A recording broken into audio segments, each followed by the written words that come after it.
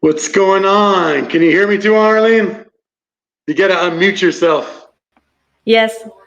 Hi. Okay, hey.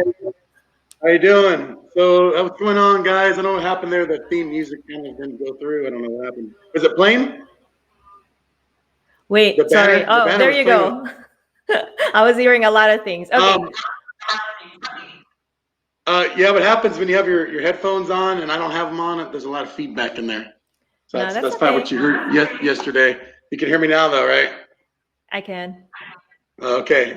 So guys, this is episode 7 with Tuhon Arlene P Stevens and PTK Pekiti-Tirsia. And the subject today is going to be pretty much any damn thing we want to talk about. But yeah, no, really, it's going to be the main focus is going to be on combat geometry and some other fun stuff that Tuhon Arlene is going to talk about. If you don't know Tuhon Arlene, maybe you're hiding under a rock. I don't know. She's very well known. One of the female Tuhons of PTK, first female Tuhon of PTK, the only one I know of. And she has a fantastic book. I'm going to plug the book, which I believe it's still available on Amazon, correct, Tuhon, on your website? That's correct. That's correct. And this is an awesome book. I've looked through it many times. There's a lot of different stuff in there. She's taken the time to really break down a lot of stuff in PTK and a lot of stuff in FMA. It's a fantastic book. Mine has gotten some heavy use, and mine's autographed, guys. I don't know about yours, but mine is. So, but yeah, fantastic book. Highly recommended. So you guys can get that. It's available. I highly recommend picking it up. And her husband, Tuhon Malcolm's in there getting beat up in a lot of the demos. So a shout out to him as well. Someday we'll get him out on the show. I told him that you will say hi. So yeah, I want to get him on. I want to talk to him though. I want to hang out with him and talk to him and stuff in there. we should fly there and have some barbecue. We should, or I'm gonna get my ass over there. I want to. We're planning on that. Yeah, we need to. We've been talking for a while now. Tuhon Arlene is also the founder and the admin for FMAConnects, which is a site for female practitioners and Filipino martial arts. For the people that don't know that, so she's a lot of wears many hats. So I'm thankful for everybody that's joining in. I'm happy to see a lot of women joining in. That's what I want. Ladies that are watching, feel free to comment and feel free to follow the page. I want you guys to feel comfortable on our show, and I want to feature a lot of female practitioners. You know, not just in FMA. I think Coach Kurt's done a wonderful job of getting some women in like Krav Maga, BJJ, and wrestling, and we're featuring. Those aren't really my forte. Like, you know, my background is FMA and combative stuff like that. So I'm trying to get a lot of more of the FMA female practitioners and other practitioners like combative stuff like that. So without further ado, let's go ahead and talk about and start this thing and talk about this. So for those who are watching, I'm sure everybody's watching is probably they're pretty familiar with some form of combat geometry. But I want Tuhon Arlene to kind of really just talk about it and the importance of it in your training if you're doing FMA, and not only that, just any kind of martial arts, the footwork, angles of attack. So Tuhon Arlene, I'm going to shut my mouth. I'm just going to let you talk about this. Okay, Kuya Brian. Thank you for inviting me here, and also for the people who are interacting right now on YouTube and Facebook. I'm also monitoring them so that we can interact with them in real time. So I appreciate your time today. It's pretty early in other parts of the United States, so thank you for being up early. I appreciate that.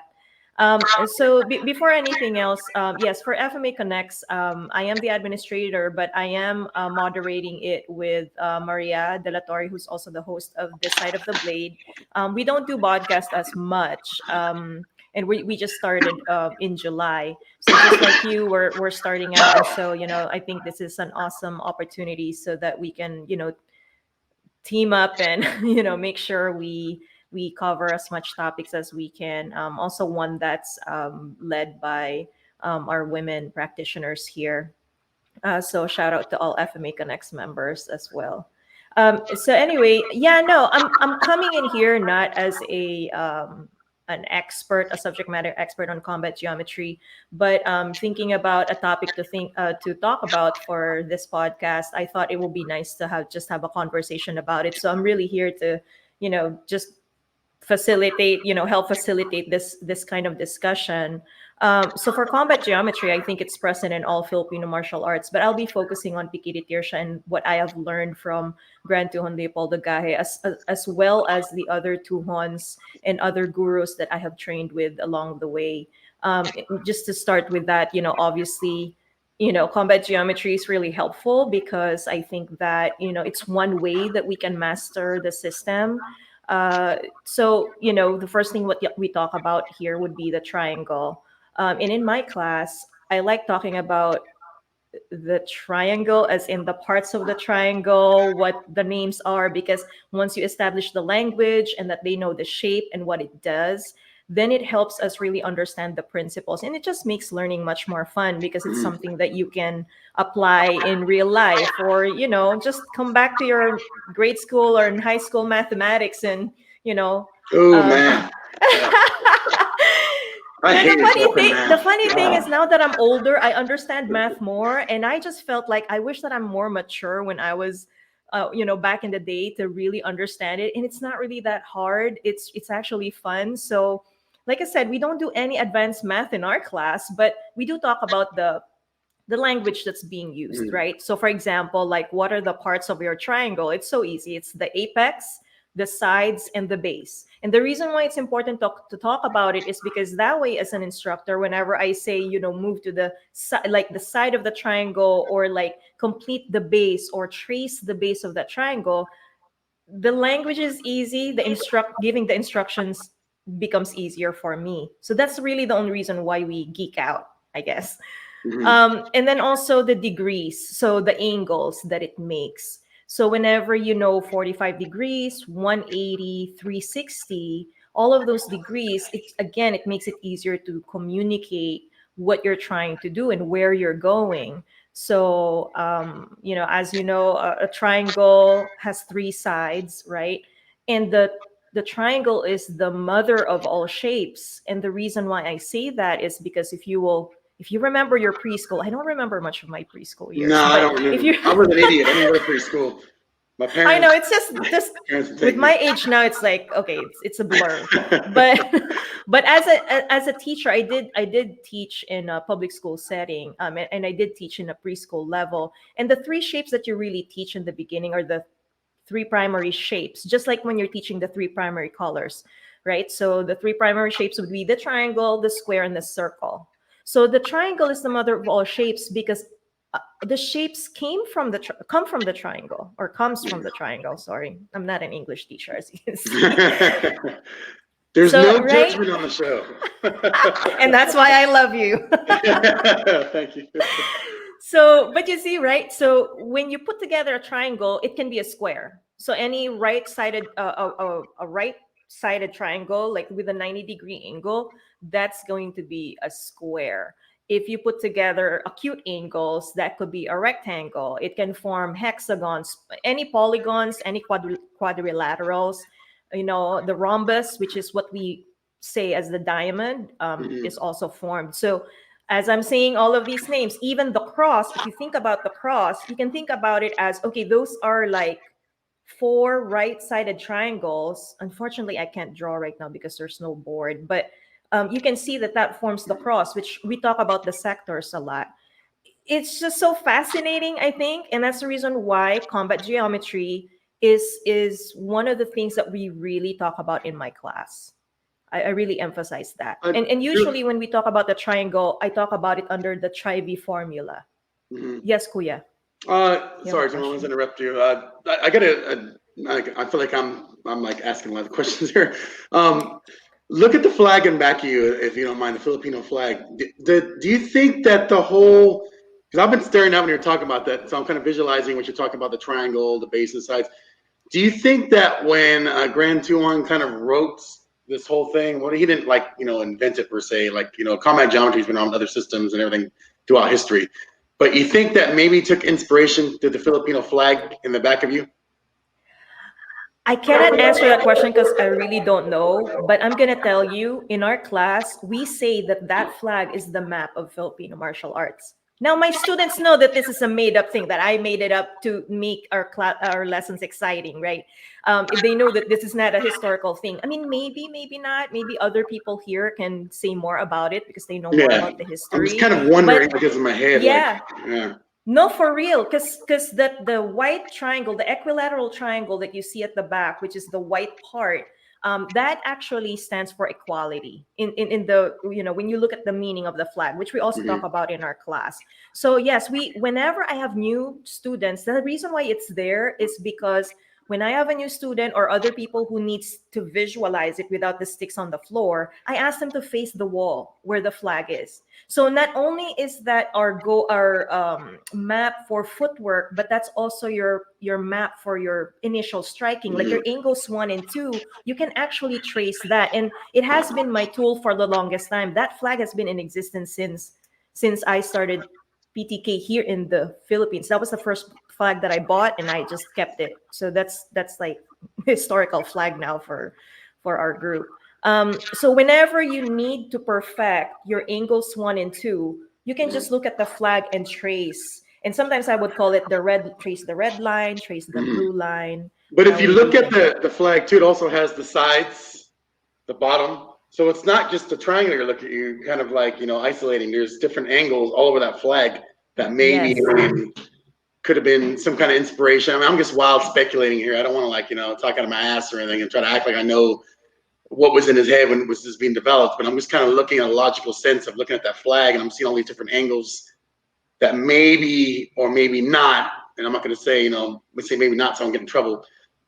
Maybe there's some sort of inspiration for that whole, the Tri-V formula, the footwork, you know what I mean? So that's just my speculation, but, when I was talking, I was kind of just looking at it. It's right above your head in the frame.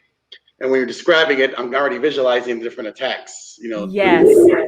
And you say the word visualizing a lot, because even for the book, Visualizing Flow, well, again, I dreamed about that top title. Initially, it was called like Pekiti-Tirsia Training Manual that I have, which is a big binder. And that's where I keep all my notes. But then I just had a dream. I was like, you know what? It should be Visualizing Flow because we visualize the patterns. And again, and Kuya, you mentioned, I'm going to deviate a little bit. You mentioned it a little bit. We don't want to get in trouble. I don't want to get in trouble either. And I don't know the history. I don't know Yeah, everything. that's why I And said I I was think this speculating. is, yeah, no, but the thing is this. This is why I am very excited for this podcast, because the Fight House Talks podcast is about, having like informal discussions about something we really like to do and we're Mhm. passionate about. And I think it's really important to be playful with it as well. Be Mhm. playful with the ideas, because that's when you start creating the ideas in your mind. I mean,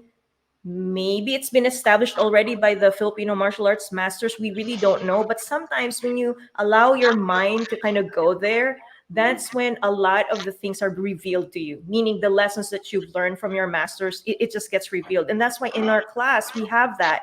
We have to be playful with it. And then not playful, like not serious about what we're doing, but playful in a sense that you got to explore this, right? And we cannot always like look at what the book says. At the end Check of out the the day, you box. gotta really, right, the Yes. structure is there for us, but you have to let loose, because at the end of the day, you want this to be a part of your imprinted in your system, and make this your natural, like your natural set of movements, Mhm. not something that's foreign to you. So it has So to be yours, right? yes, it does. So my question is, when you teach, the combat geometry and the tri-B formula, triangle angles of attack. Because I notice you have a lot of female students. Are male students and female students taught, because obviously the size difference between a woman and a man? Is there any difference in teaching when this is taught, or is it kind of just taught unilaterally, like, hey, this is what the base is, this is how we teach it? I'm not going to teach it different for you because you're the size A, B, and you're this size. Are you teaching it kind of like, based on student needs or student size differences, or is it kind of taught universally, like, for a man and woman, it's going to be the same thing? I look at it in different ways. Okay, so I do not teach. So the curriculum, the lesson is universal. It's for everyone. The triangle does not change because you're a woman. Okay, it's the triangle. And this is what's good about this. I know it's a dumb question, but I get to ask. No, it's not a dumb question. I actually like that you asked this question, because I think it's time for a woman to answer this question. Because I know in FMAConnects, in this side of the blade, we're asking both men and women, see what they, and I'll in this show, I will tell you what I think about it. Okay. And it's exclusive because I'm not participating in this side of the blade in that sense. I'm not a guest. I'm the producer. But anyway, so Kuya Brian, for for that question, they're not taught differently. Okay, they're taught the same.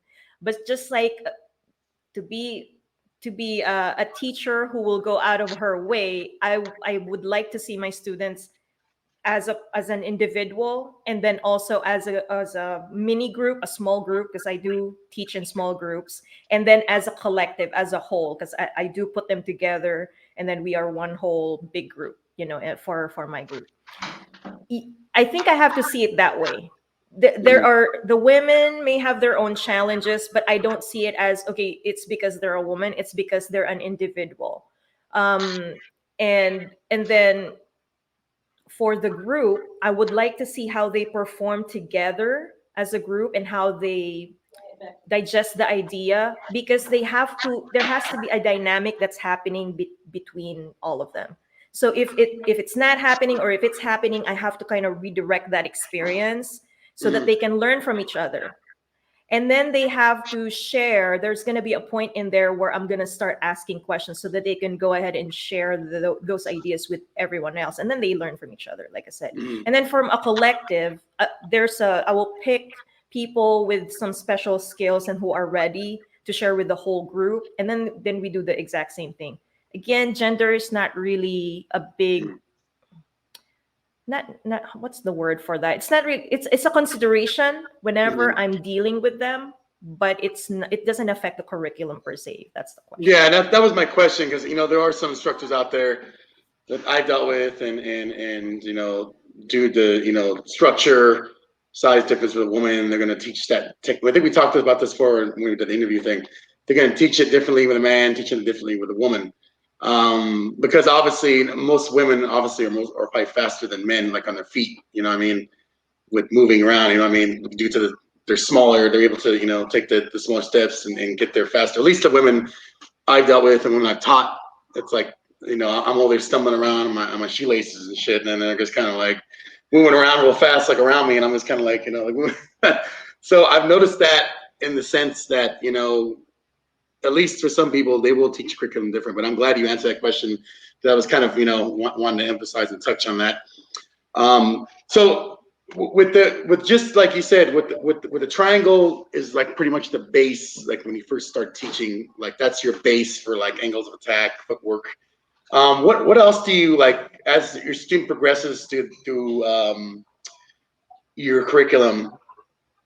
Does what other geometry do you start advancing to next? But obviously, like I said, with triangles the base, but what do you go to next as far as with footwork, angles of attack, and obviously footwork is very important. How much do you emphasize footwork in your curriculum, Tuhon? Honestly, footwork is easy. If you get the pattern already and you list down all the patterns that you have in your system, it's easy to give that information because all they need to do is repeat it. So it doesn't take years to learn. And I have adult learners too. I don't teach children at this point, I have done it before, but for right now, I'm focusing on adult learners. So once they see the function of the triangle, what the concepts in geometry is, and how these shapes are formed from the triangle, then I show them the progression of footwork. So for that lesson, what I do is, now I'm going to show you the other patterns, but I'm drawing on the board so you can see how it's formed, so that in your mind you're starting to have experience of how you can visualize this. Right now, this is just low level thinking, meaning I'm giving you a pattern and you're going to move in a particular direction based on that pattern, and that's it. You're just learning the how and how to move using those shapes.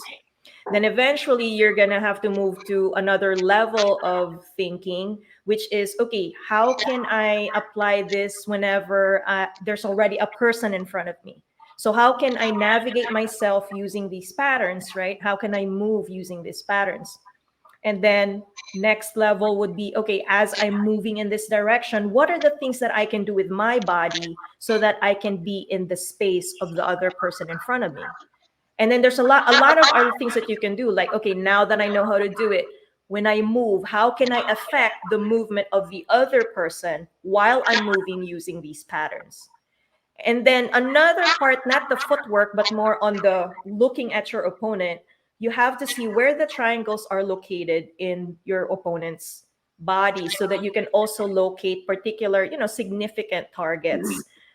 Like, for example, GT would say that we are all created equal, and this is also on the book. Like I said, I didn't not really explain anything on that book. There's a story about that, but I'm not going to say it right now. So whenever you have your eyes and then your nose, or your eyes to your mouth, that's a triangle right here.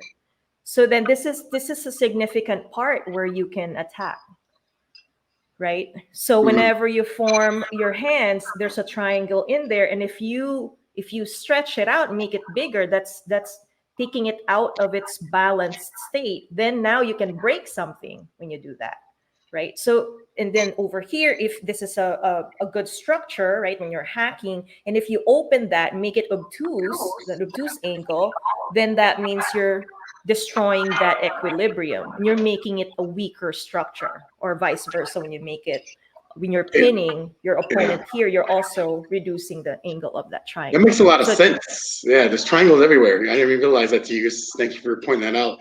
It's got me thinking now in my head when you're talking about, with the fingers, your eyes. Even in your stance, right? When you imagine yourself in a horse stance, what do you form with your legs? That's a triangle. And then if you do bladed, that's another triangle. Now, in that triangle, there are also other things in math that you can use, which is your parallel. So lines that are like this are parallel lines, right? And a line like this is called a perpendicular line. When you're trying to take down somebody and trying to get them out of their balance, you have to put the force more on the perpendicular line so that you can take your opponent down. So that's another concept that you can use when you're explaining these lines, or you're explaining your techniques. You should have made the book into a triangle. That would be nice if somebody can print it that way. That's actually a good idea. We had other ideas for the book, but like I said, there was a time when I was rushing. I thought I'll be forgetting things. There's something happened in my life where I thought I'll be forgetting, and I'm like, you know what? I need to publish this for my students. That way, if something happens to me, you can go ahead. I want to get into that, but first I'm going to read the comments we got here. So I want to thank everybody for watching so far. We got Alice Rivers, who Tuhon Arlene, okay. Nick, I hope I pronounced that right. Jelaine Darit. I can't tell what those are. My emojis are, I think, like gloves or something. I can't. No, maybe she's clapping. She's clapping. Oh, okay. I can't tell. Man, my computer's all screwed up and shit in there. Tom Cristoso, how's it going, man? Good, always a good guy.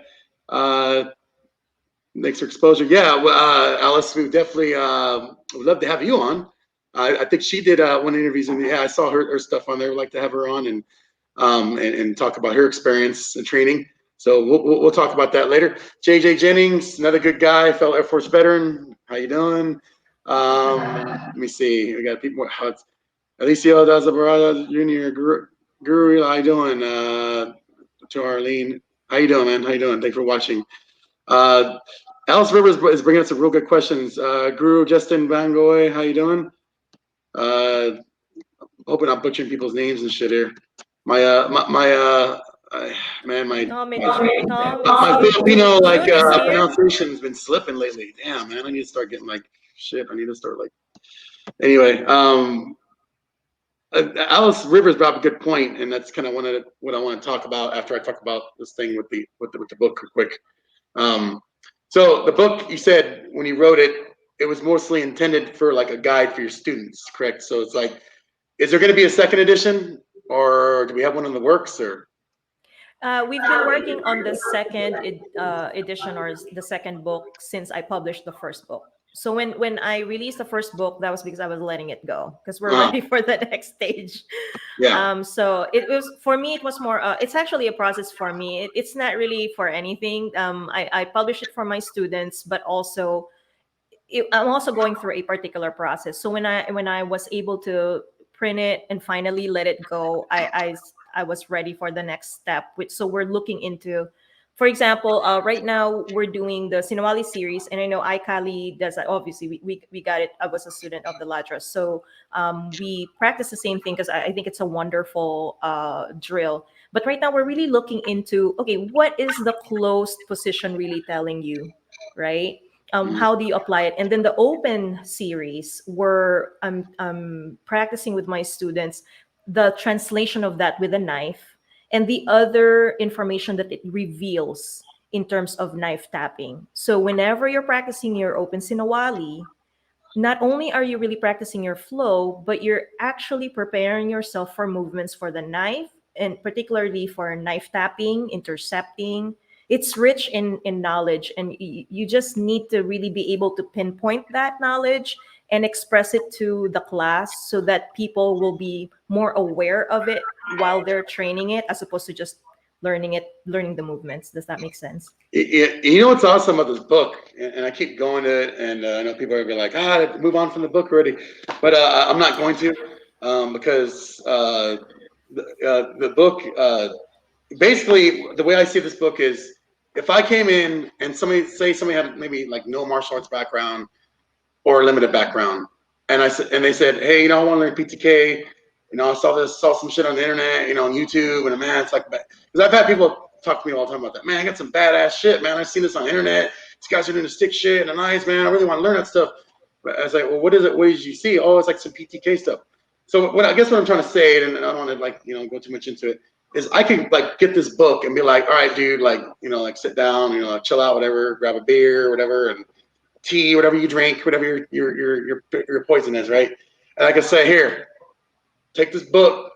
If you have any cognitive sense, if you pick stuff up, you could read this book from the beginning and basically just start looking at stuff, just like you're studying for a test and curriculum, and be like, and just start. I'm not saying you become a grandmaster by reading this book. It's not what I'm trying to say. And what I'm trying to say is you can get the basic understanding and start working stuff just by picking up this book, because it's so damn well written. It's probably the best book I've seen as far as like martial arts, like as a guide, that I can probably give. I mean, I could probably get to my daughter right now and be like, hey, because she's good at reading and studying. Read this book, and then come at me later on tomorrow or something in the evening on dinner time and tell me what you learned from it. Not to say like doing Sinawali and drills and stuff like that, but I mean, just tell me. I can quiz you and be like, okay, what's where are we at in here? Okay, general types of counters, types of striking. What kind of types of striking you got? And I guarantee you, if you're book smart and you're good at reading curriculum, you could start reading from this book and start your journey just inadvertently. You obviously have to do in-person training, but you can get your foot wet and get your foot in the door and learning about this, and then progressing and finding an instructor, either online or instructor in person, because it's that well written. So I see that you and Tuhon Malcolm, you guys both have a knack for setting the book up. Like I said, it's just like a book, like I said, anybody can get it and start jumping into learning PTK, the basics, fundamentals, the academic part of it, even the footwork, guys. Look at this book. I'm gonna keep looking at the book. I love this book. Just look at the diagrams footwork. If anybody has any, really good sense about stuff like that, they can receive this book and just start working their feet without a weapon on, in their living room, in their bedroom, put some tape on the floor, some sticks.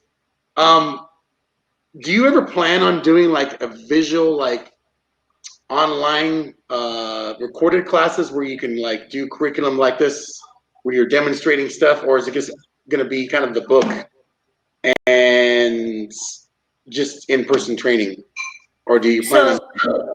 So the use of the book, that's debatable. Some people may understand it because it's familiar to them, because this is not a secret in PTK. Like, they know their footwork, they know their patterns. It's just that sometimes, I guess, in some groups, I would assume they just don't have the usual type of training that they have is not a whiteboard training. It doesn't involve PowerPoint presentations. I have PowerPoint presentations in my class. Like, I even have PTK theories, and I present that in class. It's a part of our training. They have to sit down and listen to a short lecture. But anyway, so that's debatable. Some people may understand it, some people don't. It's a workbook, so it's not a textbook of any kind. I wish I can do that, but it takes a lot of time, and I need a team for that. But I'm just anyway, saying, but for way I the look at it, question, when yeah. it comes to the tutorial, there are some videos with the page numbers on our website. Unfortunately, I'm not putting it on just YouTube. I just put it on my website so I can also see. People need support, so whenever you use the material, I'm here so that you can talk to me, text me, and tell me, hey, this is not clear to me. How does this work? What I noticed though is that some people are in the tutorial videos, and they're subscribing to it. It's like $12.99. Come on. So, but people are not asking questions, and that's why I'm a little confused if I should just not have that program, because it's really cheap, and then it's very easy. It's not, I don't talk a lot. Like, I really will just show you the moves because it's really about movement. I don't want to over intellectualize it. Anyway, but people are not asking questions, and I think sometimes what's happening is I don't think people really know what to ask from that point. And so the in-person classes are really helpful, because then we can really go through the whole process as opposed to just regurgitating a video or a page. Back in the day, Kuya Brian, what I do is I give you the lesson, and once the lesson is over and I see that you have a skill, I'll give you a piece of paper that summarizes what we just did. And actually, those are the pages of that book. But then again, I got tired printing it out every single time. So then I'm like, hey, I need something where it's all in there and people can just revisit it, having a paper where they can sweat and it's not gonna tear apart. Yeah. So that's actually the story of that book. So consider that as a workbook. And people know, trainpekiti.com, if you can get my number and text me if you have a question, please do that so that I can answer your questions. Yeah, and that's what I was saying, like kind of like you said, like a workbook. But what I was trying to say is the way it's written is, pretty much anybody can grasp the fundamental, like the basic academics of it. You know what I mean? Like reading it, it's not confusing. It's all well described, and that's what I was trying to. I'm not trying to say you can pick up this book and you're gonna start being a grandmaster or guru. You know what I mean? Yeah, But yeah. it gives you an introduction. It gives you a guide, and I think that just with the pictures and the way it's written, like I said, anybody can look at it and you start reading and studying it and be like, hey, Yeah. and then come with questions later on. It's a little bit universal too, because so in the end you'll see there, and I maybe be able to explain a few of those pages. When you look at the numbers, when there's a matrix in there, again, there's the geometry in there, the math. Geometry is not just shapes. When you do matrix, the matrix, that's geometry. So when you create whenever you're given a technique by your instructor, and let's just say Sinawali, right? You do heaven and earth, right? Make sure that you're covering, okay, what does it look like when it's heaven, heaven, heaven, when it's high, high, high? What does it look like when it's low, low, low? And all try to look at all the angles of elevation and the angles of attack. Again, the formula is that whenever you're doing your techniques or when you're training, think about your footwork, your positioning, right? You're going to look at your angles of attack. You're going to look at your elevation of the attack. You're going to consider your range. Those are the things that you consider whenever you're implementing a technique. Yeah, It's really simple. yeah. And like I said, and the good thing is you have that technical support aspect where you're like, if you got questions, email me, contact me. So you got that, to guide you. Yeah. But I was reading some of the comments here. June asked where you can get the book. And yeah, and I think you said that right there. Alice Rivers, I want to go back to her comment she had on there. She was emphasizing the triangle helping her a lot, and talked about the fulcrum, about if you're small, giving you stability. Also, if you're size of disadvantage, utilizing that to your advantage against a bigger opponent. When you see, and I know, like you said, you are PTK, but do you see that like in other systems, like you've kind of like, you float around the internet, you see other videos. Do you see other systems emphasizing that as much as for women? This is like from a woman's point of view. Like, do you see other systems besides PTK? And I'm not gonna say I know you're not an expert on systems, but I don't really see that as much as PTK emphasizes, using those fulcrums, triangles for size disadvantage. I know in CLOT they do that, for women and men, off balancing, and using that to your advantage. But do you like just what you've seen? I mean, when you float around the internet, when you have time, do you ever see like in other systems doing that, or do you kind of think like maybe the PTK is kind of like not the standard, but like you guys are doing it like with the most advanced curriculum for women to utilize those fulcrums, use the combat geometry. What do you think about that? I think it's present in all Filipino martial arts systems. It's present in all martial arts. But if it's being talked about more in PTK, I would say yes, because we're mirrors of our grandmaster. And again, guys, this is just my opinion. You may agree with me or not.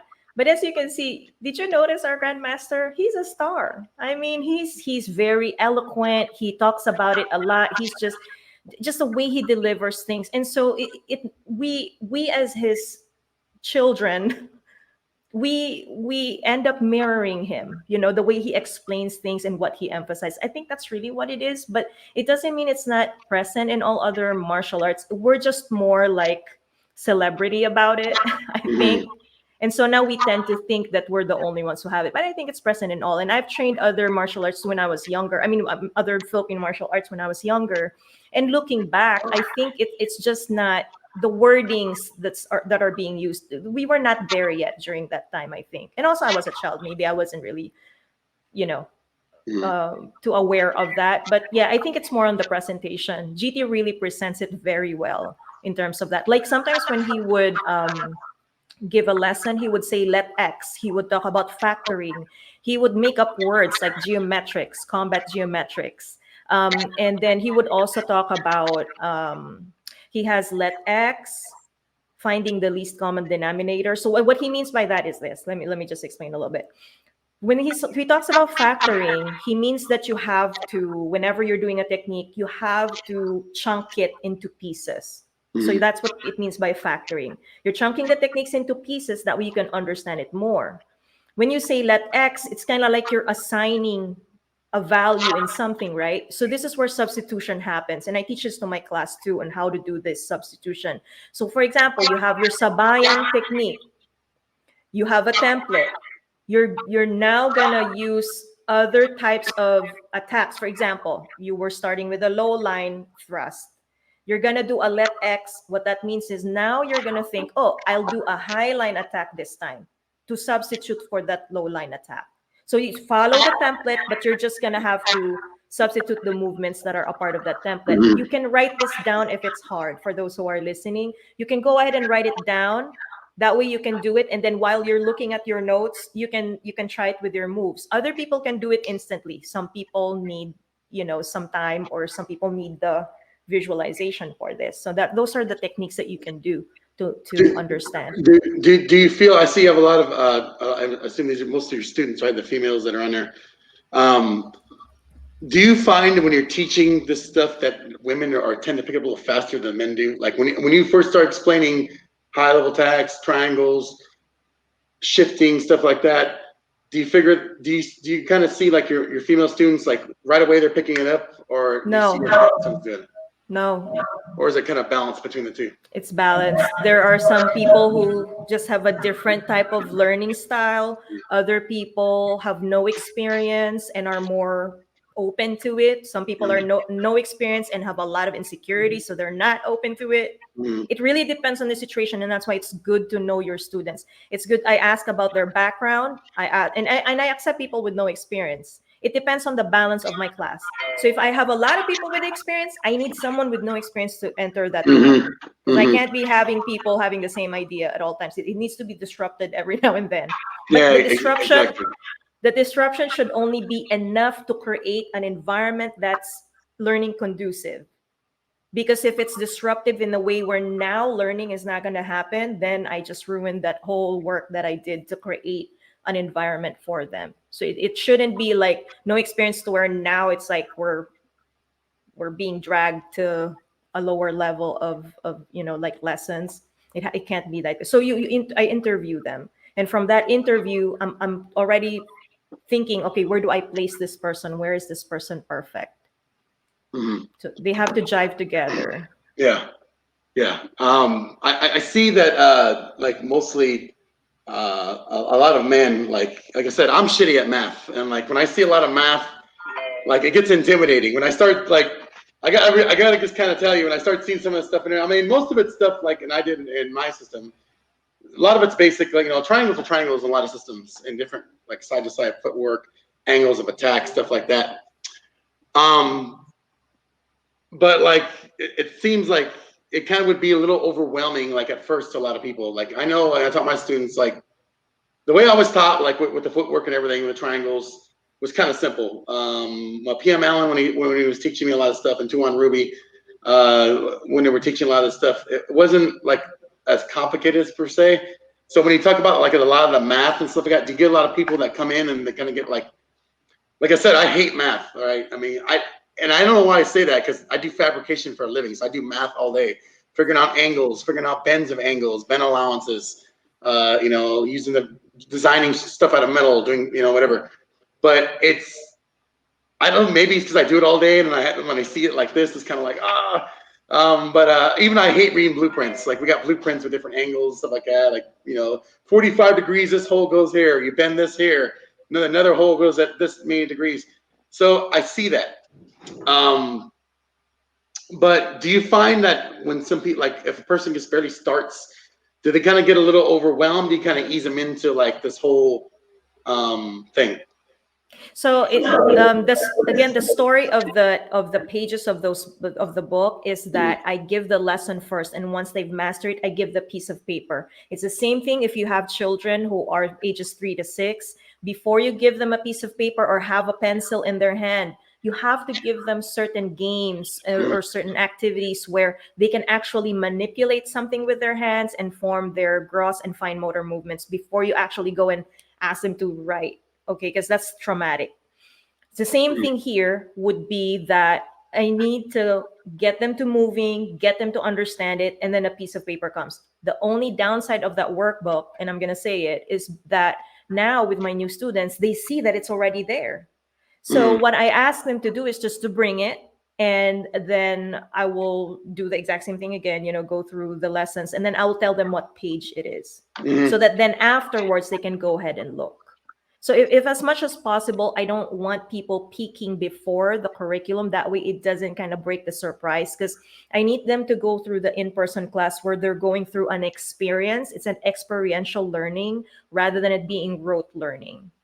So that's the strategy for that. And that's the reason why, again, maybe the mistake that I made, and I'm going to say it in public, is that it's been available on Amazon where it's supposed to be a workbook for my class only. Now, I'm not saying that people shouldn't buy the book.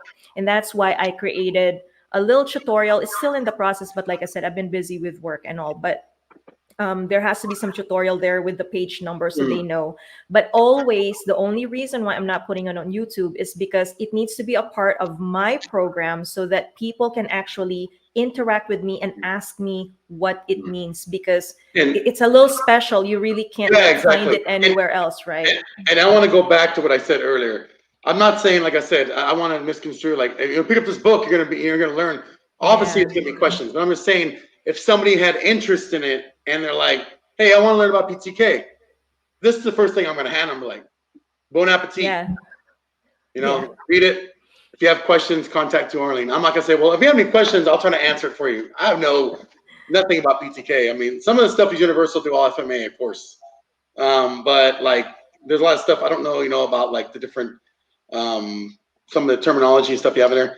But like I said, it's just an excellent book. I don't want to dwell too much on the whole show on it, but I mean, it's an excellent book. Pick it up. Well, it'll be on Amazon for a while, right? Or are you going to pull it off? Yeah, it's going to be on Amazon, this first edition. And also on my website, there is a tutorial there that you can log into. It's not extensive. Again, the idea is for you to learn it. So it's not like a lot of information. It's really for people who who are willing to start from scratch and really just refine their understanding of it. That's what it's for, because there's a lot of resources already on how to do things, right? So what I'm offering to the community is another perspective of it. That's really what I'm contributing to our community. But thank you, actually, Guro Brian, for highlighting it and also for appreciating it, because I know how the story of that book between you and me is you gave me your work of art, I gave you mine. So but I appreciate you. Mine was nothing compared to this. I mean, mine was just sitting in the basket, but this is something that that you can always pick up, like when you really want to understand stuff and just kind of like go through it again over and over. I mean, my shit, you'll swing it around a couple times, you'll throw it in the basket and be like, okay. But this is something that's going to last you like forever. Like, it's never going to go away. It's always going to be there. And we were talking about, the combat geometry and tactics and stuff. We're coming up on the 10 minutes from the first part of the show. Now, Tuhon Malcolm, your husband, he obviously is a Tuhon. He trains with you. He doesn't teach, right? Or he does teach? No, he teaches, but right now he's busy with his degree. He's almost done. He's graduating. So I already graduated, and then it's his turn. And yes, we are Tuhons. I try to joke about it. So we are the real Tuhons because there's two of us. They are. This is FMA royalty, guys. I mean, like two Tuhons, the FMA power couple. Tuhon Malcolm's an awesome guy. I know I don't plug him enough, and I probably should. Just in the couple short times I've talked to him. Just a nice all around like awesome guy, a very supportive husband from what I hear from Tuhon Arlene. They're like the FMA power couple. I mean, like you got two Tuhons that live in the same house, and teaching and carrying the love of the arts. And one thing about Tuhon Arlene I've noticed is her passion for the arts. It's not really business oriented. Her passion for the art is something that she really believes in. She's not just in it to make the dollar like about 85 to 90% of the people that are out there. Just, I want to make money off this, She actually wants to help people. And I'm not a student of hers. So before people start saying, well, you were saying because you're a student. I'm not a student of hers. I'm a friend of hers. But she really is passionate about the art and stuff from feedback from the students and stuff like that has been awesome. I want to go into the, I know people are on here on FMAConnects. But there's some people that are watching who don't know what good FMAConnects is. I recently did an interview, and I heard what happened after. We're gonna have to redo that again. But about catching the perspective, for people that are males in the arts and getting their views on things. And FMAConnects is one of those sites that a lot of people are like, well, it's all women, and they hate men and everything. No, it's guys. I've heard that shit from so many people. It's not even like that. It's completely balanced and fair. There's men on there doing interviews, men on there doing helping seminars, and I think what it's good is she's shedding the spotlight on a lot of the unsung voice of the art, which is female practitioners. I want to see more female gurus, female Tuhons. And I know a lot of guys out there, they want to just see, well, they're just practitioners. But I don't know about you, but I want to see more female black belts, more female instructors. And what did we talk about? I don't want to give anything away, okay? I know I don't want to spoil anything. Me personally, and I talked to Tuhon Arlene about this, if I had a chance to learn between a male and a female, I would probably, I first started my journey with a female instructor. And I liked it better than my male instructor, to be honest with you. Obviously, there's some things here and there we'll talk about later on, whatever, another show. But I just felt that, I learned a lot better with the female instructor because of that, just that thing of, taking the patience and time to explain things. And a lot of people might disagree by watching it. But, I'm not saying anything bad about male instructors. I have a lot of male instructors I'm learning from now. I'm just saying, like, if a female instructor came out as a black belt, like, or grandmaster, like Tuhon, I would have no problem easily, asking her, not telling her, you're going to teach me, like requesting, asking her permission. Hey, can you teach me? Can you be my instructor? I would no problem doing that. And I think FMAConnects, your show has been really fair and balanced. And you guys are really trying to get yourself out there. And you guys are, getting yourself out there. With the, a lot of, you got some great female practitioners on there that I think I want to start highlighting on the show later on down the line in the show. I don't want this to be the end, but like just the only, person we're interviewing, female FMA. I know we're going to have Guro Brian on and her fiance on to talk about, and I want to include you guys in that too, talking about pros and cons. Being married to another, that's going to be a whole nother show, but let's just kind of delve into it a little bit. What pros do you see, since I have you on now, of training with your spouse? You have a lifetime opponent, Well, I'm not talking. We don't need to know about all the stuff behind closed doors. No, for real. I have different ideas, and Malcolm has different ideas. He has a different experience, and sometimes it's really good to check on how I understand things. We've gotten way better because now it's really more about, hey, I'm consulting with you. What do you think about this? Or sometimes I would ask him, how did I look in this video? Like, was this okay? Or because you get an honest opinion because he's your husband. Yeah. Oh, you're gonna get an honest opinion with Malcolm. Like, he's a Marine. He's not gonna sugarcoat it for you, and I can take it. I've grown with him, so we formed a relationship that's open like that. Really helps. It helps because anyone else would might be nice to me, and I know Malcolm will give me. Do you feel that when you guys do teach together that you actually get a better end product with your students, like when you have those two different varying viewpoints? No, it's not a good product when we teach together. Oh, we have to teach. Opposite. Okay, so here's our strategy. And any strategy in any classroom with two instructors, okay? And this is my profession before. So there's only one teacher on the floor. So even if we're both Tuhons, we have to decide, okay, who's teaching tonight? So if he's teaching, I'm his demo partner. And I'm just letting him kind of do his thing. I'm not going to correct him. I'm not going to, even if I have a different idea of things, I'm not going to do that. Now we've done better now to where now I can kind of get in there and just, if he's busy with one side of the room, I can go to the other side. If they have a question, at least they're not waiting too long for their questions to be answered so that they can keep practicing. So I can save him some time. So I can do that. I'll be the assist. And then when I'm the main instructor, then he will assist. Okay. Because if we're doing this together, it's going to be a sugar honey iced tea show. Okay. That's what it's going to be. Well, I thought totally opposite. Here I was thinking like, man, like, they teach together. I bet you it's like one badass class. Like he's like, all right, you got this, I got this. But you're telling me it's completely kind of opposite. So that's it needs to be complementary. Yeah, no. Yeah, it needs to be complementary. Because you don't want the students to be confused. And when he offers a perspective, they need to focus on that perspective and really explore that. So we want our students to have that moment. Different really regurgitate it.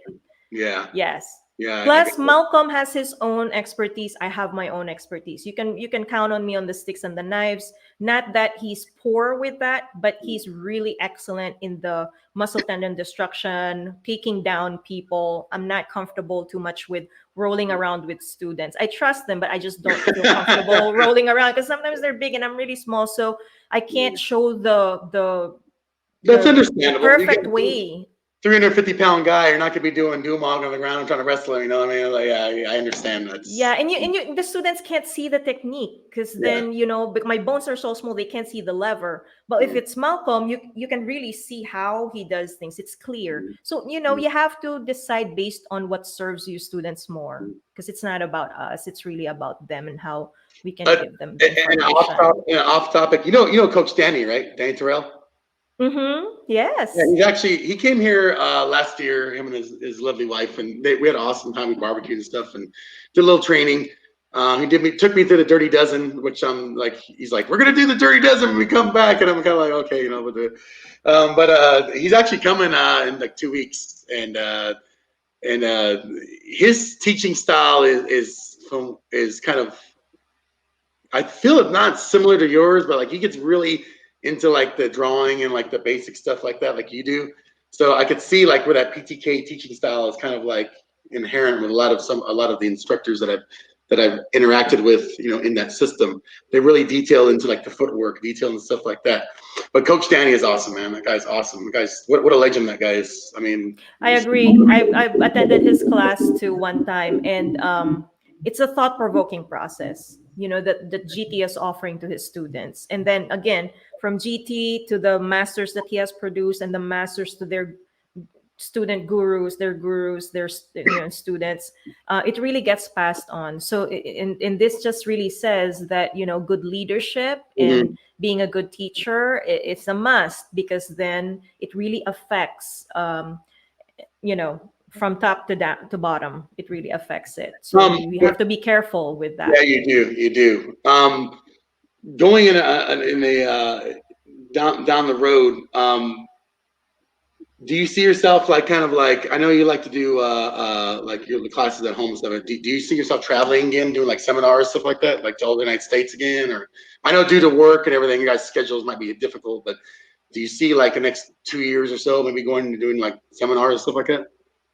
I'm available now, because before I wasn't available. Now that I'm out of the service, I'm more free to do things like that if that opportunity will come. But I've had some invitations, but they're not really as clear yet. But if anyone's interested and see how the whiteboarding works, how the matrices works, how you can make this, sure. I don't mind doing that. If the community wants it, then I'll be of service. But if not, I'll be here, happy with my community here. Awesome. I was just thinking the other day too. I was like, because I mean, I'll be honest with you, like I really haven't done FMA. The only time I do FMA is when my students come and I teach them the system. But like me personally practicing it like all time, I haven't been doing it. I mean, I know I'm a scumbag, but I just haven't did it.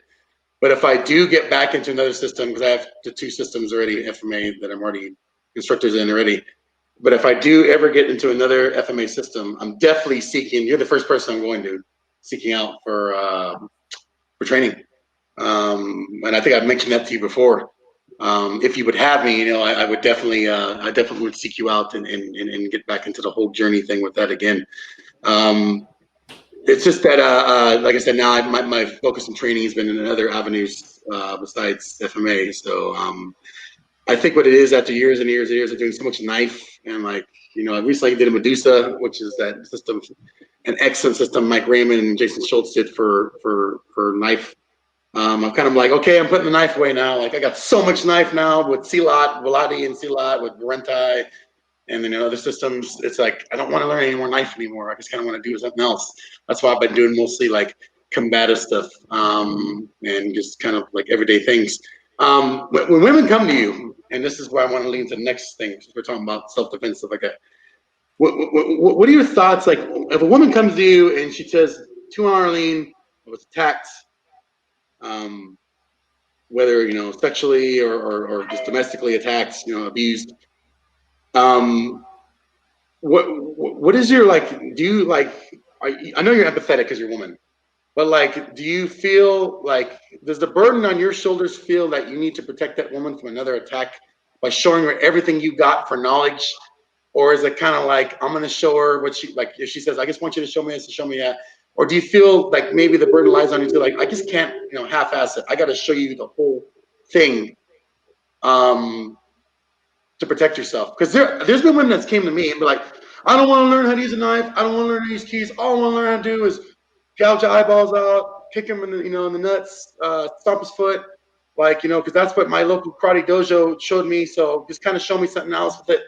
And it's like, no, my responsibility as instructor is to give you the best training in order to possibly save your life. But it's up to you to practice the techniques and skills that's given to you and not just do it one time and go home and be like, I'm going to do it.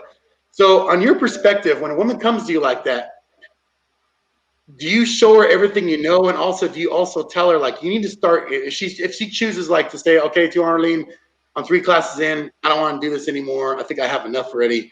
Like, I don't want to continue this. How do you react to that? Like, what do you say to somebody who comes like that and it's like, I think I've learned enough already. I don't want to learn anymore. Thank you for showing me what you show me. Do you just kind of like wish them on their way? Or do you kind of be like, look, like, you need to learn more because I feel that you're not there enough to protect yourself if something happens? So I hate to put you on the spot with this, but this is a question I've been wanting to ask for a while, and I haven't had a chance to ask it. So I just kind of want to ask you what your thoughts on that are. I don't mind being put on the spot. I think I know that already when you invited me, but don't worry about it. I think we should talk about it, right? I mean, and who else would talk about it except in Fight House? But anyway, I will answer that question, but also there is a question by Tom on the Facebook, and I would like to answer that as well later on. Sorry, Tom. Okay, so for that, when people come to me, I'm not a master. I don't know everything, right? This is really the decision of your student to come to your class or not. If they feel that they've gotten everything, I wish them good luck, and that's okay. I don't give them a piece of my mind of why they need to stay in the class. I don't get that in my class, though, for my students, because again, they've been interviewed. We've been through a process of them getting in, so they understand what they're getting into. So I've never had that experience. Maybe before I've had, I just can't recall right now. So anyway, if they have been, it depends. If their trauma is like soon, like it happened last week, and they go to a class to know how to defend themselves, I don't teach self-defense. I teach Pekiti-Tirsia. It's a totally different story. So I cannot offer them any self-defense stuff. I may have my own experiences and a level of proficiency in some things, but at the end of the day, they need to make that decision. There are things that they need to do to be safe. And martial arts is only one way, and even in the healing, it's also another way where you're being able to express yourself physically. It's like an outlet on a physical or creative level. But in terms of healing in other sense, they have to go through a different process, a more specialized process with professional people to help them get through. So I think for me, I would, if they will ask for recommendation, that probably would be my general answer, is that, what phase of the experience are you? Is this something very fresh? Is this a year? What are you experiencing currently? There's so many things. And in this side of the blade, we will be working on, talking to some of the ladies about the trauma-informed approach. Because even if I'm not teaching self-defense, and also, again, it depends. It's kind of like a patient. It depends on your patient. If they want to take the medication or not, it's not on you. You just need to give them, here are your options, and here is what I can offer you. So that basically is what I can do.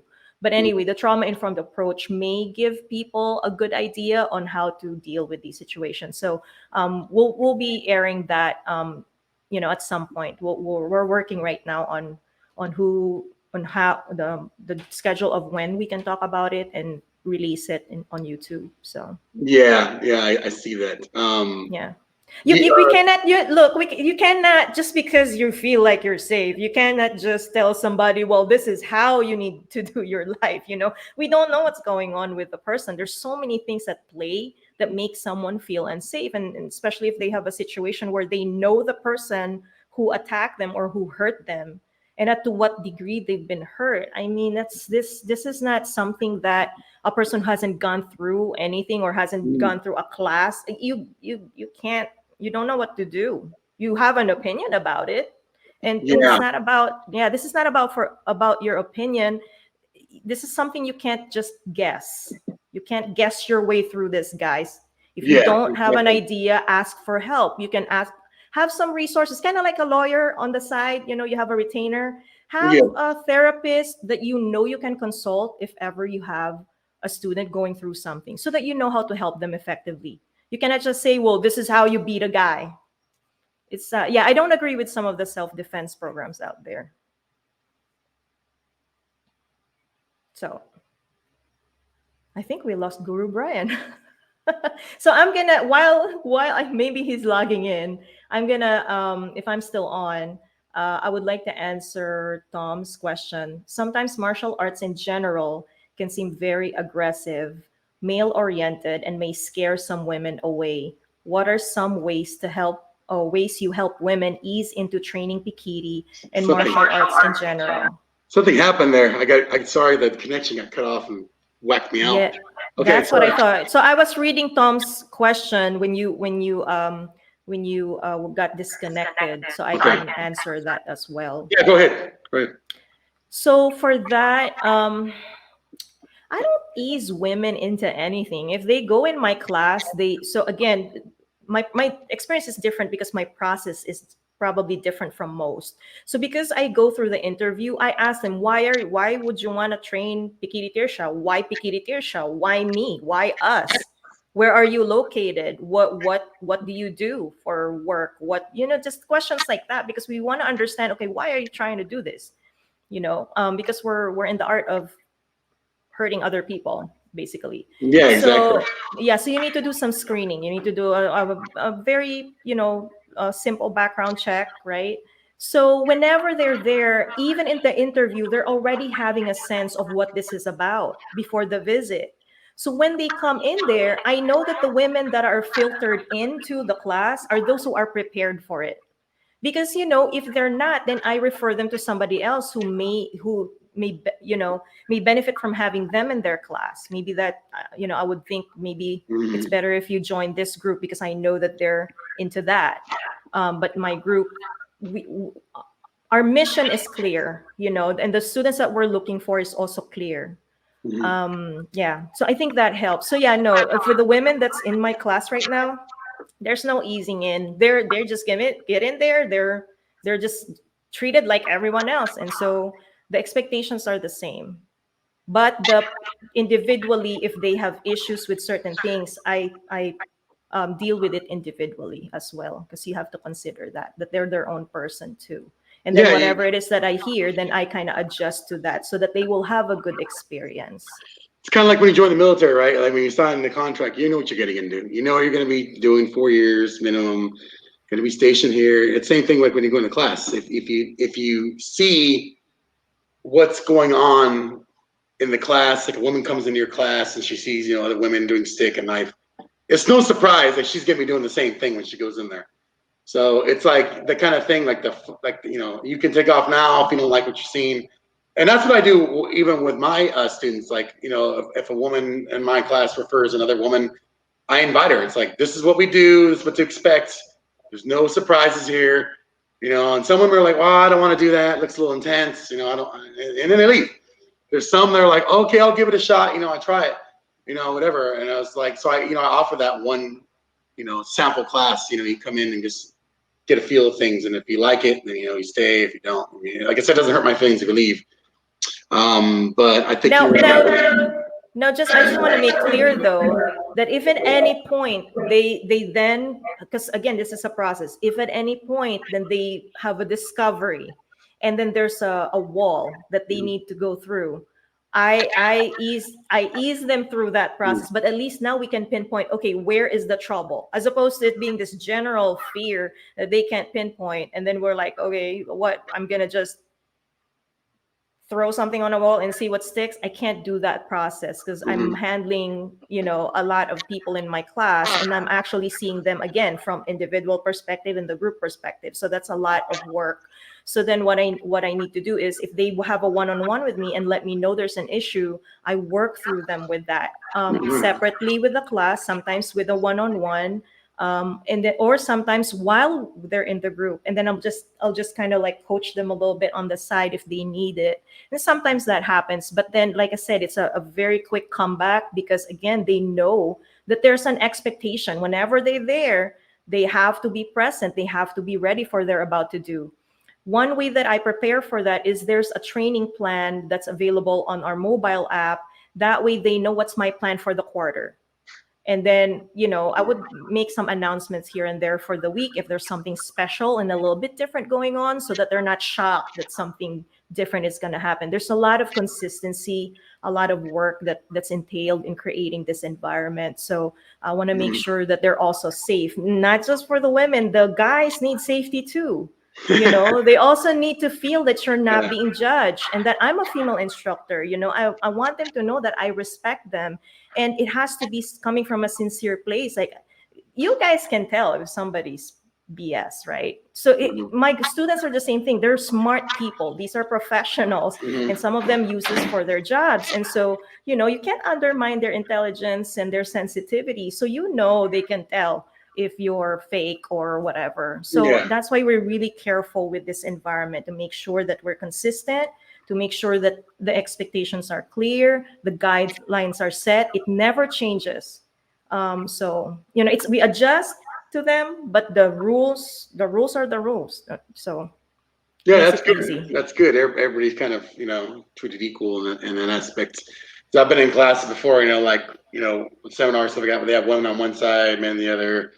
And some men are like, well, I'm not gonna train with her because I might hurt her or whatever. It's just, oh well, don't go so hard on her. And it seems like your classes are more like, we're all here to train. Egos away, and let's just get it done. Let's get the training done, which is good. And I think that's important to any curriculum, any kind of structured class. You got to have that.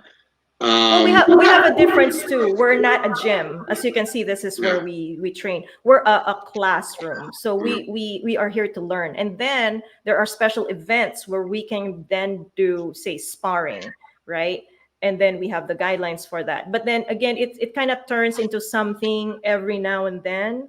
So that way they can be challenged as well, because we can't always be doing the learning stuff. They have to really also get in there, but they're eased into it. Like, for example, this year we did last year we did a lot more stick fighting. Now we did a lot more of the knife, where they have the shirts, they have, but we eased that one. We definitely ease them into it, because if you ask people to spar and they don't have the tools, there's no point setting up people for failure to learn a lesson. They're not going to learn any lesson. They will just feel they're a failure.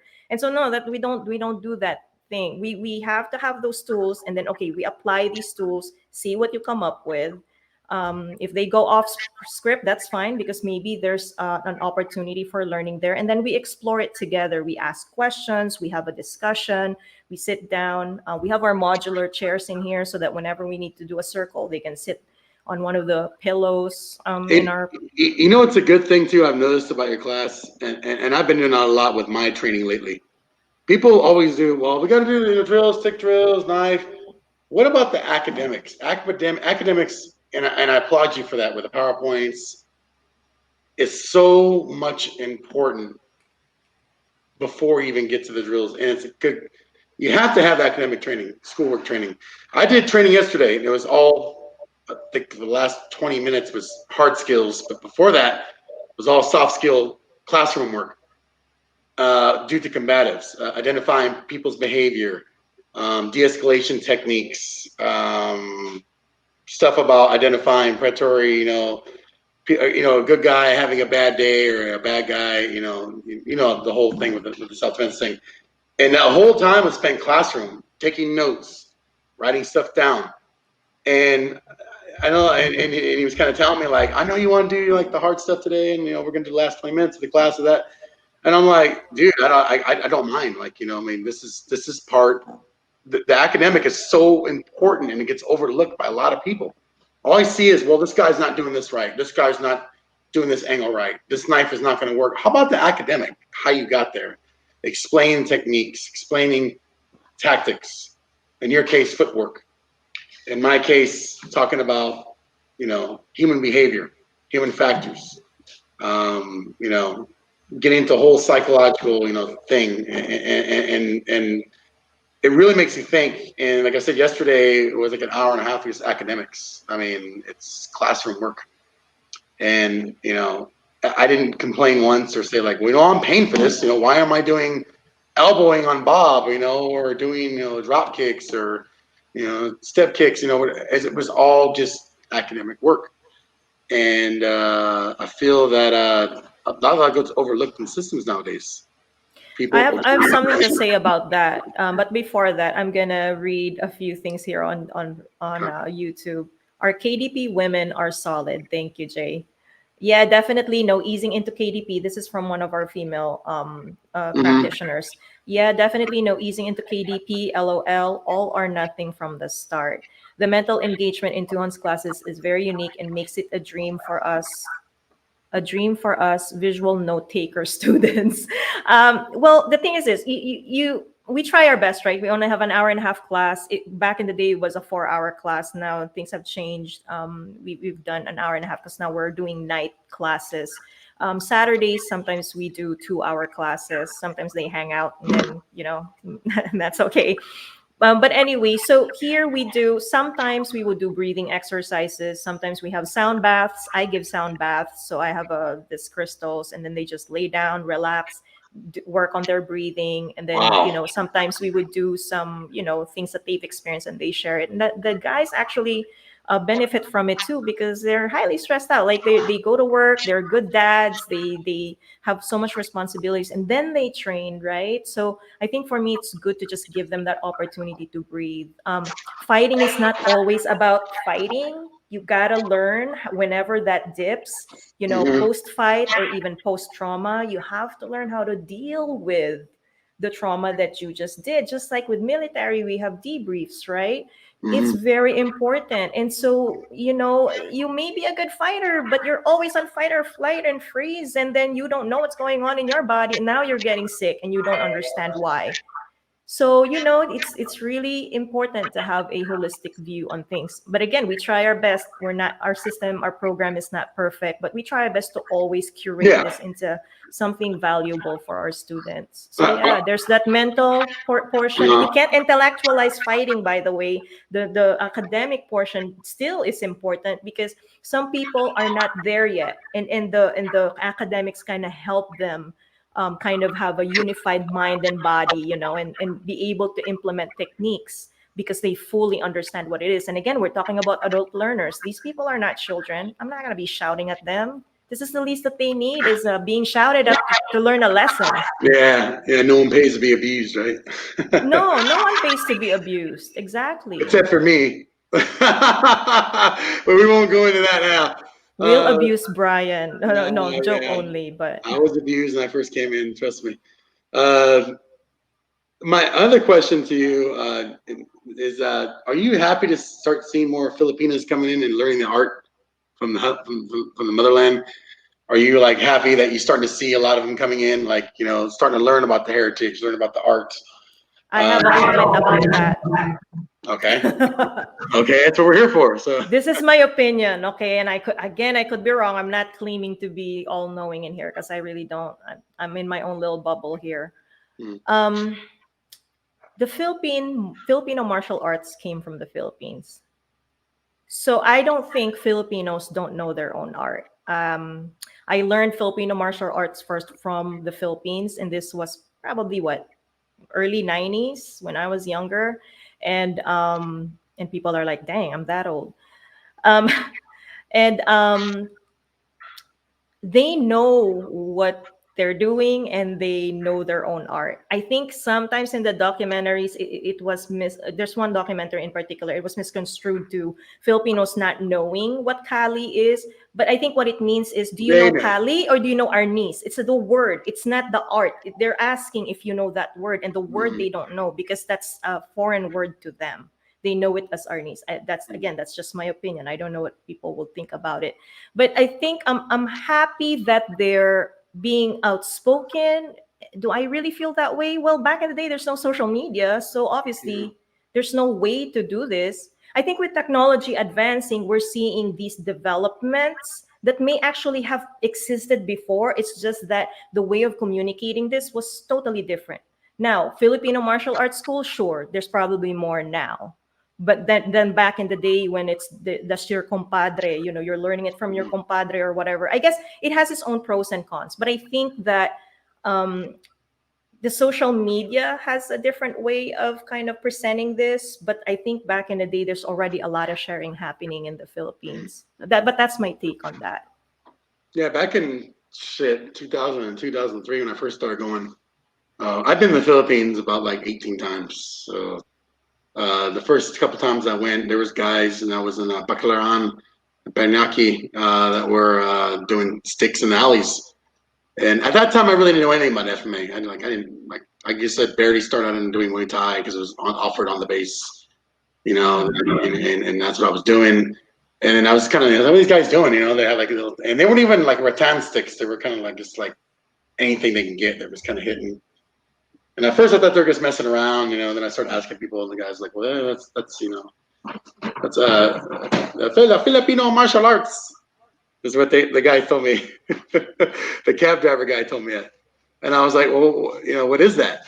And he is kind of like, oh, it's sticks and a knife and machete. He called it machete. And I'm like, machete? I don't know. He didn't know what he's talking about. At that time, well, that was pretty interesting. Yeah. And then a couple other times I went back. I went to different parts. And I started seeing more and more people doing it. And at that time, I still didn't pick it up. Like I said, I didn't really get into it until early 2011, 2010. And then I really start getting, feeling it out and stuff like that. And then kind of like is practicing it later on by finding Tuhon Ruby and stuff like that. Actually getting, my feet wet, both feet wet, and then actually practicing it. But yeah, they definitely know what it is over there. I mean, like I said, back a long time ago, I seen it several times over there. Back in the day when people fight, people won't tell you, oh, I'm going to do Filipino martial arts on you. Back in the day, people just do it. And then somebody named it as something. And it's like, oh, these are the things that you guys are doing. You know what I mean? So but why are we now asking that Filipinos don't know how to do it? No, I'm Filipino. And I'm like, I don't know. I think they know it.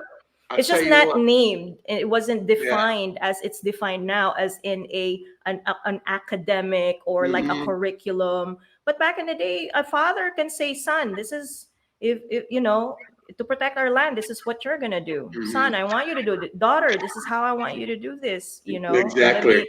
Let me practice with you. Or my grandma knows how to use the machete more than me. They're laughing at me with my Kali. You're saying, where's your Kali now?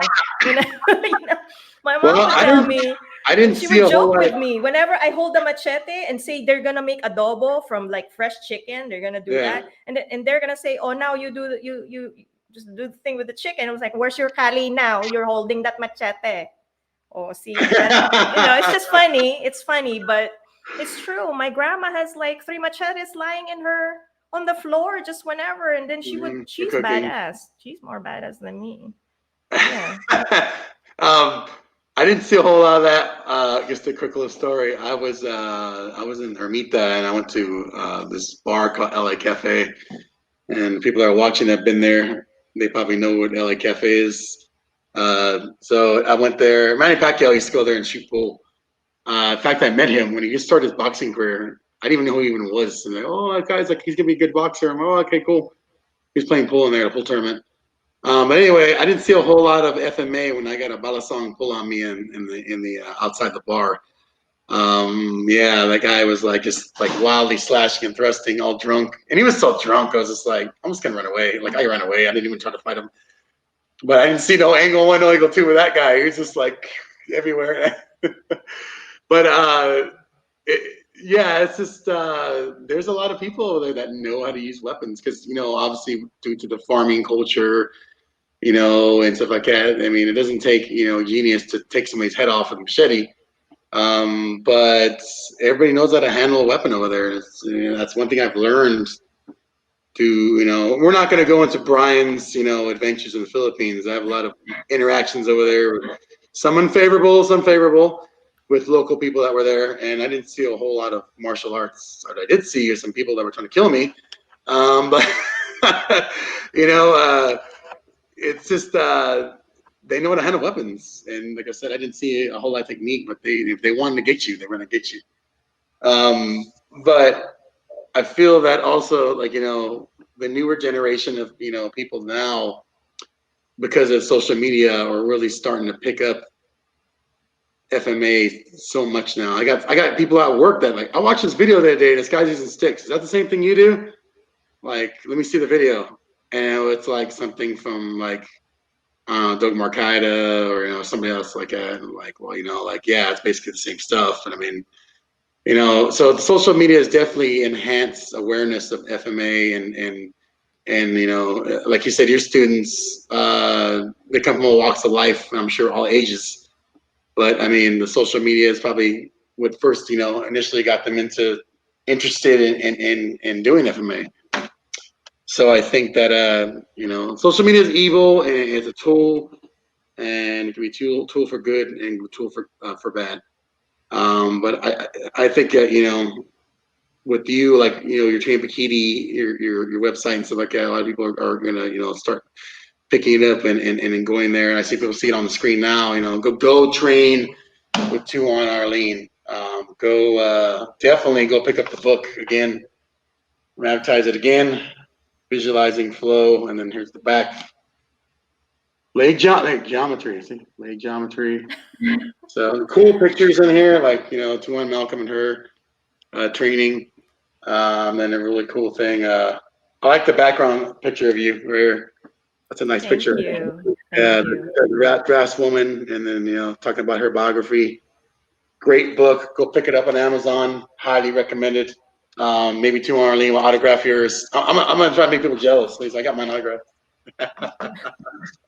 But for real though, this has been wonderful. I know we wanted to keep it an hour and 30, but this has been great. Thank you again to Arlene for accepting the invitation. You didn't have to.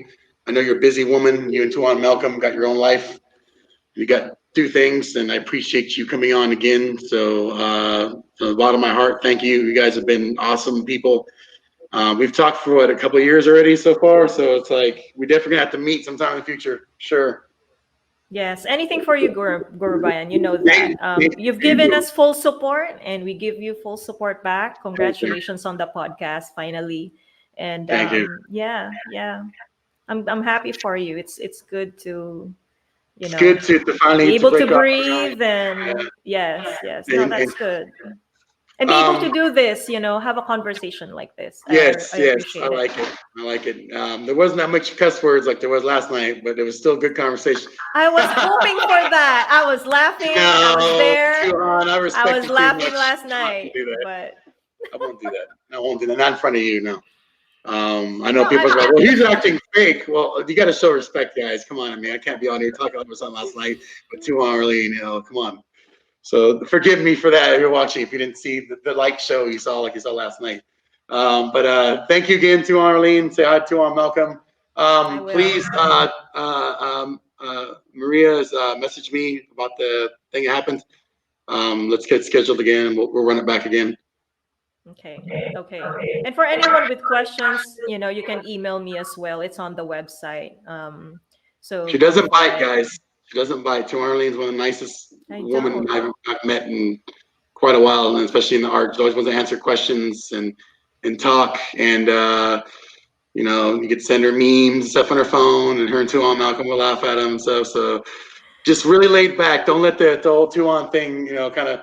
I want people to feel comfortable. Like I know almost people know you here, but people that watch later on YouTube or this, I want you. You can approach Tuhon Arlene. She's not going to bite. She's not going to yell at you. She's not going to be sarcastic or rude. She's always going to take her time to answer your questions if you're interested. Just please be respectful, guys. If you message her to her, just don't send me death threats. And porn pictures. Please no death threats or porn pictures. People have done that before. Just don't do that part. Really? Oh wow. And no, don't. They're confusing me with another person too. I am not that person, but thank you because she's pretty, but that's not me. So you got a twin? Is different. You have a twin? No, I've just been mistaken for this other beautiful lady who's also in an FMA. She has her own mission as well. We don't have the same objectives. So in other words, those people are saying those things to you, thinking they're her. They shouldn't even be sending them anyway. But anyway, that's a whole different. Yeah, that's a whole nother. Yeah, re-invite me after 2 years or something. Just be respectful, guys, when you messenger. It's all you got to do. It's not hard. It's not hard, just like we did I today. mean, you're not gonna hurt my feelings. I can take it, but don't waste Yeah, your but it's for the fact, time. it's for the fact, you guys are Tuhons and Tuhon Malcolm, and no one should be disrespecting you, especially you, Tuhon, and sending you dirty stuff like that, and and it's just not right. So guys, just if you watch this on YouTube, or whatever, don't try to be funny and send something stupid to Arlene. Okay. I think they're not the FMAers though. I think they're more like, I don't know, maybe robots or some Maybe, maybe. robots, bots, or Lots of those sign- other yeah. things that you mentioned yesterday. So thank you actually that Julius kind of put that out in the air, because that's really Yeah. I'm just saying we're not going there, but I'm just Yeah. saying it. Thank you for putting light into that, because that's not it's not fair. Definitely not fair for Some sure. people are doing bad things. I think they need to be accountable for it. Accountability. Anyway, it may be misconstrued because I'm talking about this one particular thing in terms of people sending really bad messages and having like really bad women pictures in there. I just think that just let's give FMA women some time. It needs a little bit more time to kind of get there, and we need your help, the our male counterparts. We need your help to make that happen, because we can't do that by ourselves. But on one hand, and again, like I said, I don't think they're really the FMA men. I have my respects for the people who are actual practitioners of the art. I think they're not the ones who are really doing it. But sometimes you kind of get some people outside, or maybe in but kind of out, that's making things happen like that. So I think we're probably going to have a couple people of your students on. I'd like to invite some of your students. Please reach out to me on messages, and picks will be named and shamed. No ratings on this page, guys. We don't need any pictures of ratings on Fight House Talks podcast. So yeah, we don't need those rating pictures. We definitely want to get some of your students, some of the women that are on here. If you're interested in coming on the show and talking about a certain topic, maybe your new students and to FMA, to the martial arts, and just what it's done for you. And so I want to extend that invitation to your students that are watching. Please reach out to me and DM me. I'm not going to go DM you guys, because I don't want to seem like an idiot reaching out to people I don't know. But like I said, please DM us, DM me on my page, and then we can talk, have a group conversation, and talk about getting you guys on. But thank you again to Arlene. Appreciate it. Please feel free to use the platform of Files Talks Podcast for FMAConnects material and shows. Any kind of stuff you want to advertise on there, feel free to do it. We're a big supporter of FMAConnects, Files Talks Podcast. So we want to extend that to you, and then extend to anybody that's watching. But thank you again to Arlene. Appreciate it. We will talk later. I'll go ahead and text you those dirty memes later, and then I was kidding. But yeah, we'll talk later. We'll talk later for sure. Thank you. Thank you, everyone. Take care, everyone. I'm gonna go ahead and lower you down to Arlene. All right, guys. Thank you for watching again. Appreciate it. Who's up next? Well, we have Mr. Todd Fossey. The man is a badass, real American patriot, gun guy, grappling, Krav Maga, a lot of grappling, trains with Greg Nelson, Coach Greg Nelson, another badass individual, which we're hoping to get on the show sometime in the future. But Todd Fossey, August 19th, we'll make the flyer. We'll get it out on Fight House Talks podcast page. Thank you for watching. As always, I know my banner's not working. Like, follow, subscribe our YouTube channel, and follow and like our Facebook page. We greatly would appreciate it. And also, I want to let it be known now, Fight House Talks podcast is a very women-friendly podcast. We want to make this a safe place for you guys to talk on here. We want to invite you on. If you've looked back the last couple episodes, we've had a lot of women on. Coach Jen Marie from Krav Maga. We've had another woman on from wrestling Olympic coach. Coach Kurt's interviewing a lot more women coming up. So we've had a lot of women on here so far, and we want to keep doing that. We want to keep having and getting you guys story out there, talking to you guys about subjects, raw, candid, uncensored, unfiltered. When you come on the show, always remember, you will not be censored, filtered. Speak your minds. As long as it's not hate speech, death threats like we had yesterday. I had to block somebody's ass for stupid comments that were made yesterday about hurting a person that was being interviewed. will not be tolerated on this page. Racism, sexism, not tolerated on this page. Everything else is pretty much talk about whatever, not off limits. So those things, those three things, just remember, will not be tolerated on Fight House Talks podcast page. Go talk about that shit somewhere else. You will be blocked here and banned from the page.